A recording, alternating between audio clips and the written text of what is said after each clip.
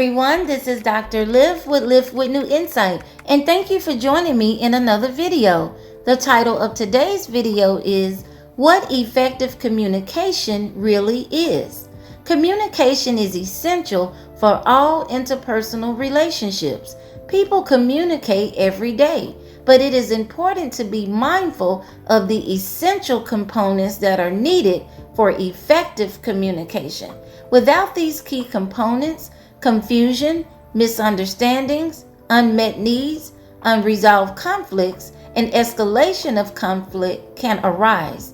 Without effective communication, people also tend to internalize their emotions and tensions build. Number one, a key aspect of effective communication involves being able to actively listen to the other person, not just hearing words, but listening without interruption, trying to defend yourself, or prove a point. Instead, you listen for understanding of the message.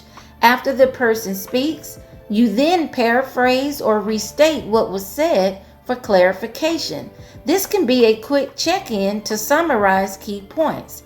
This also lets the other person know you heard and understand them, which also validates their thoughts and feelings, regardless if you agree or not. Number two, it is also important to be mindful of your tone, choice of words, and delivery when communicating. This can determine whether you have a calm and productive conversation or whether things escalate and get out of hand.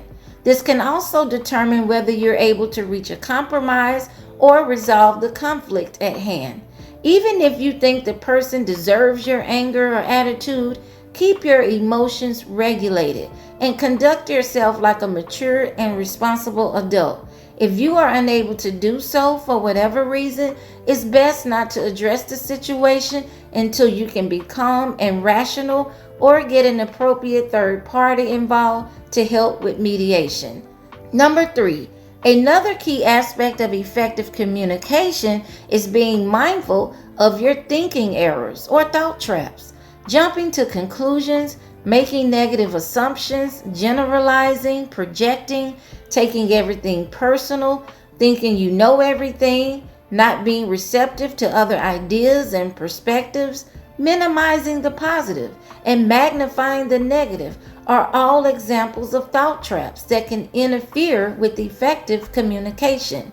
This is a common issue that is especially problematic in couple and family relationships. And this is also why it's so imperative to be able to check yourself, check your way of thinking, because your thought traps can sabotage relationships.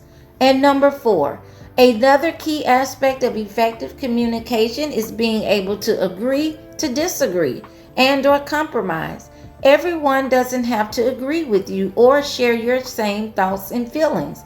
Everyone is entitled to live their life by their own standards. However, people don't have the right to be abusive, dishonest, disrespectful, or violate your boundaries. Even though it can trigger feelings of frustration and disappointment, understand that instead of trying to force things to go your way all or most of the time or change someone, it's best to shift your efforts to either trying to reach a compromise where you meet in the middle or agree to disagree and still keep the lines of communication open and respectful.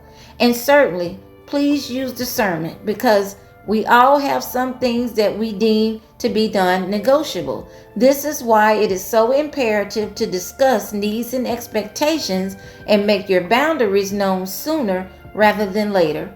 Always be open and honest, speak your truth, but do so with tactfulness and respect. Thanks for watching, and I'll see you in another video.